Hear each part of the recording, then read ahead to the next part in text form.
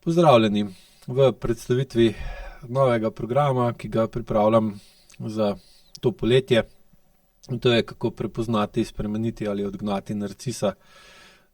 iz svojega življenja ali pa v svojem življenju s pomočjo AIQ metode. Program bo trajal 25 dni, od nedelje do četrtka, vsak dan petkrat na teden od 8:30 do 20 do 10. Trajal bo 5 tednov in v bistvu v njem bom obravnaval vsa področja, ki so pomembna za to, da lahko, tako kot že rečeno, prepoznamo, spremenimo ali odženemo narcisa. In seveda ne bo namenjen samo temu, da boste lahko prepoznali narcise v svoji okolici, ampak tudi in predvsem v samem sebi, ker vsak človek je tudi narcis. Pravi, ko jo ločimo med akutno pa kronično obliko narcisnega vedenja. Če druga ne, se ta narcistično vedenje pri vseh izrazi v začetku življenjske poti, zaradi tega, ker je življenjsko pomembno, da smo dovolj pomembni svoji materi ali pa mogoče tudi potem širše gledano svojim staršem, oziroma da smo najpomembnejši za njiju dva ali pa za njo. Predvsem iz tega, ker če in nismo pomembni, potem ne bo skrbela za nas. In če ne bo skrbela za nas, je to za nas sam smrtno nevarno. Tudi seveda otrok tudi na začetku svojega življenja se vede klasično kot nekdo, ki bi ga opisali kot narcisa, in s tem ni absolutno nič narobe. Težava pa je potem, če se seveda tako vedenje prenese v odraslost ali v kasnejše obdobje ali pa v odraslost, kjer pa potem pride do težav vezanih na to, da taka oseba v bistvu potrebuje zunanje odzive in zunanjo pozornost, zaradi tega, da lahko v bistvu določi po okolju in odzivih okolja, kdo je. Podobno kot majhen otrok, ker majhen otrok se uči tega, kdo je in kakšen je, predvsem in v glavnem z vedenjem, z odzivi okolja na svoje vedenje, najprej mame, potem tudi očeta ali drugih, ki živijo v ožji družini. Zato bo v bistvu namenjeno glavnina programa predvsem, kako prepoznati pri sebi, ali se vedemo kot kronični ali kot akutni narcis, in kdaj je seveda tudi prav in nujno, da sebe postavimo na prvo mesto, in da je najbolj pomembno, kako mi čutimo in kako se mi zavedamo samega sebe. Ampak seveda je pa velika razlika, ali svoje zavedanje samega sebe temeljimo na notranjosti svojega telesa ali ga temeljimo na drugih. In pri kroničnih oblikah narcisa je ravno ta problem, da je lastna notranja struktura narcisa zaradi zlorab v otroštvu toliko krhka, da v bistvu jo doživlja kot in dojema kot močno slabost, kot zelo šibek člen samega sebe, in ga potem v bistvu poskuša na vsak način skriti ali pa spremeniti oziroma postaviti v drugačno okolje, da postane ali dominanten oziroma da občuti, da dovolj močno vpliva na okolje, da lahko iz osnovi odzivov okolja na njega definira, kdo sam je. Na začetku programa se bom najbolj posvetil prepoznavanju, kakšna je narcistična dinamika in kakšni so njeni učinki na telo. Predvsem zaradi tega, ker je ključno razumeti, da kroničen narcističen vpliv povzroča razcepljenost v samem posamezniku, ki pa ni le psihološka, ampak tudi vedno bolj globoko telesna, odvisno kdaj se začne. In seveda telo, ki je v stiku z narcisom, naj si bo našim ali pa nekom iz okolja, izgubi svojo pretočnost, vpliva na dihanje, raste notranja napetost, zaradi tega, ker en ključnih motivov narcisa in njegovega vpliva na druge, zdaj na druge tukaj dojemam tudi, ali pa govorim tudi o vplivu narcisa, ki ga imamo v živčnem sistemu na naše telo, in ta telo je za narcisa tisti drug. In seveda tukaj potem pride do vedno večje napetosti, ker narcis sam hoče in temelji svoje delovanje predvsem na čustveni manipulaciji, na zavajanju, na izkrivljanju in na vplivu, spravo hoče vplivati na nekoga drugega, zaradi tega, ker s tem vplivom v bistvu nadomešča pomanjkanje vpliva na okolico v času, ki je bil otrok, kar mu je seveda potem povzročil čustvene in telesne travme. In potem je ta podzavesten odziv in kronična potreba po vplivu na druge in njihovem odzivu na njegov vpliv taka, da povzroči senzorno-motorno amnezijo ali v njemu samem ali pa v drugih in jo s tem seveda povečuje. In tako posameznik izgublja zaznavo sebe, s čim pa seveda tudi izgublja sposobnost same presoje. In v takih odnosih je v bistvu so trije največji problemi, s katerimi se bomo na programu ukvarjali. Prvi je v bistvu izguba moči, druga je izguba svobodne volje, tretja je pa izguba ali pa bistveno zmanjšana sposobnost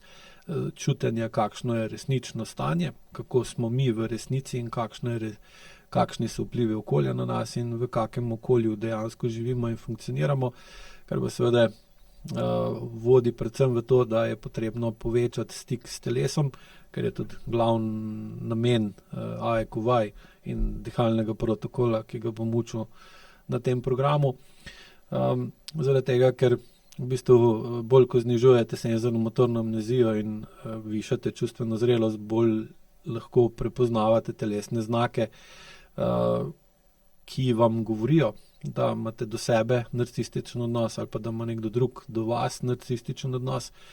In to seveda omogoča osebi, da začne ponovno čutiti svojo resnico in se odzvati iz sebe na sebe ali pa seveda tudi na druge. Nadaljeval bom z tem, zakaj ostajamo v takšnih toksičnih odnosih in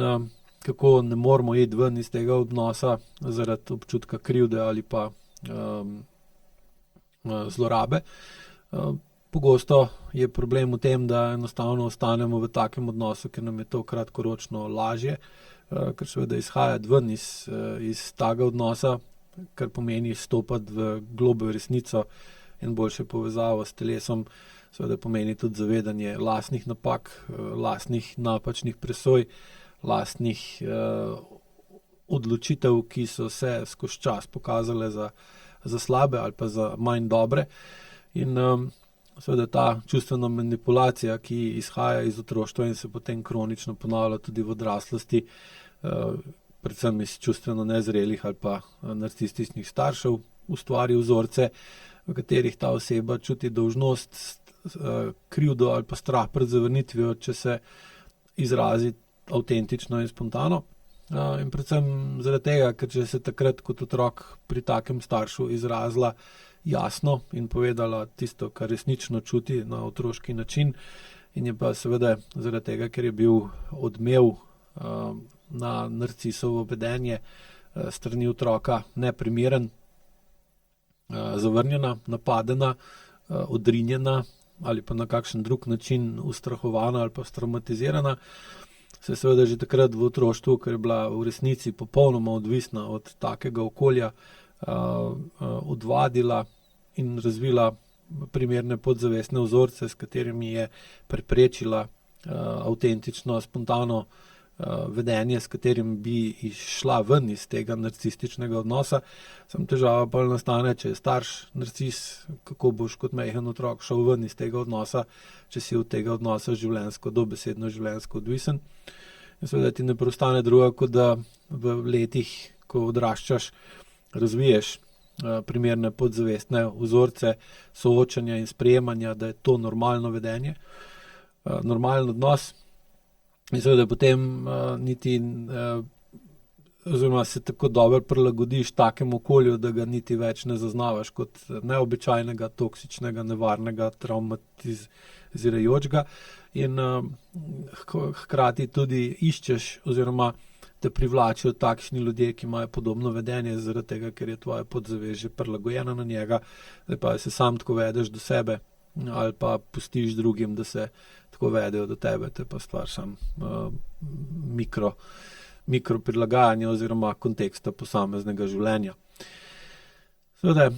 takšno ostajanje v takem odnosu, ki izhaja iz podzavestnih vzorcev oziroma strahu pred spremembo ali pa strahu pred spoznanjem, kaj bi vse lahko naredili drugače, če bi prej prišli v stanje nižje senzorno-motorne amnezije pa višje čustvene zrelosti oziroma strah pred alergijo na sproščanje, ki zaradi nižje mišične napetosti in večje povezanosti med zavestjo pa med telesom omogoča, da tisto, kar je potlačeno, občutki, s kom smo, kakšni smo, kako se vedemo do sebe, kako se vedemo do drugih, kako se drugi vedejo do nas, nas v bistvu držijo, da ne moremo ali pa nočemo ali pa se ne upamo jasno presoditi, kaj je prav in kaj je narobe, da seveda potem ostajamo v takšnih odnosih, običajno zaradi občutkov dolžnosti ali krivde, ki ni nujno naša, ampak je pogosto zlorabljena in ustavljena strani okolja, ki, če se ne vedemo po njegovem pričakovanju, se na nas odzove agresivno, obtožujoče, ker pa seveda, če nimamo dovolj visoke čustvene zrelosti ali pa podpore okolja, ki ni narcistično, pomeni, da smo sami, da smo neobogljeni in da je nam najbolje, da pač ostanemo v takem odnosu, v katerem smo bili do zdaj. In program vas bo učil, kako ločiti to lažno krivdo od prave odgovornosti in seveda tudi potem določiti in uporabiti ali pa izvajati pravo odgovornost tako pri sebi, zakaj smo mi odgovorni in zakaj ne, kot pri od drugih zahteva, da prevzamejo odgovornost za svoje dejanja in da se soočijo z dejanskim stanjem, kar pa seveda je eden od najhitrejših načinov, da se znebite narcisa, zaradi tega, ker enostavno zaradi lastne krhke notranje strukture in samo lupine, ki navzven deluje kot živo bitje, odgovornosti ne more prevzeti, ker je zanj pretežka in se potem raje iz tega odnosa odmakne in poišče drugo žrtev. Seveda, če ste pa v odnosu močno povezana na takšen ali drugačen način, je pa možnost seveda tudi ta, da vaša sprememba odnosa do sebe je dovolj močna in dovolj občutna, da jo začuti tudi narcis, ki živi z vami ali ob vas, in seveda lahko tudi potem pri njemu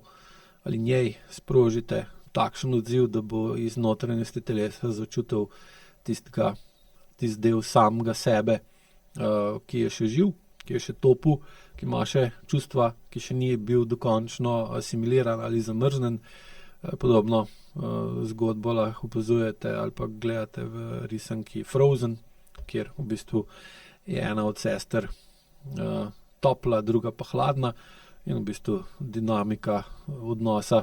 med empatom pa narcisom zelo jasno definira. In pogosto je pri večini ljudi, ki niso še tako globok, možnost, da se spremenijo, seveda pa se to ne da doseči s tem, da se to od njih zahteva, ampak da mi kot del njihovega okolja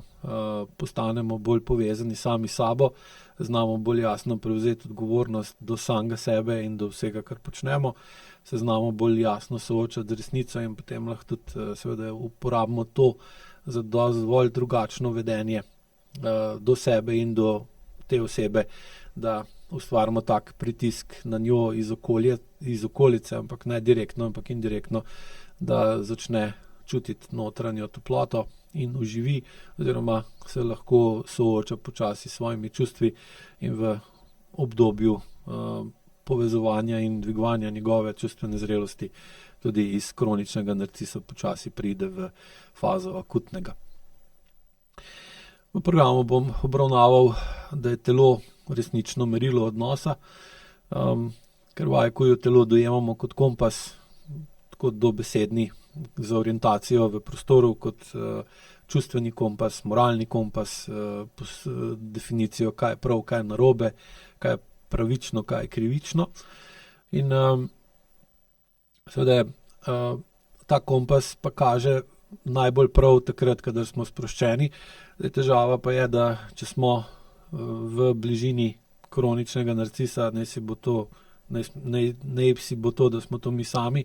ali pa da je to nekdo v naši okolici, ki dejansko živi od naših odzivov in od naše energije in nas izkorišča, zlorablja, manipulira z nami, je pa seveda ta sproščenost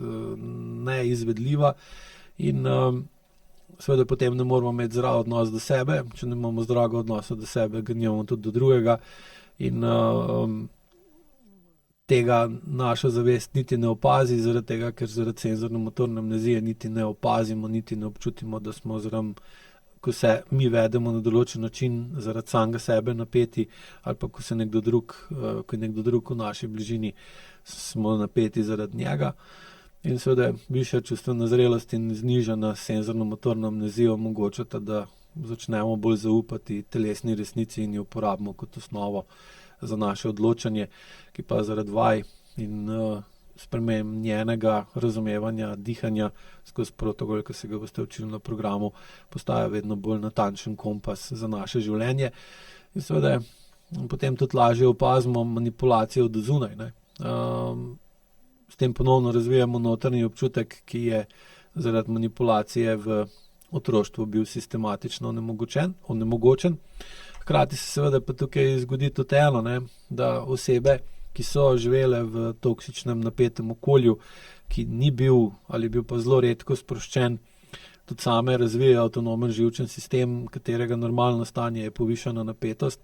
In taki ljudje dejansko podzavestno in telesno potrebujejo v sebi ali v sebi narcisa, ker ob njem ne morejo biti nikoli sproščeni. Tudi sam narcis ne prenese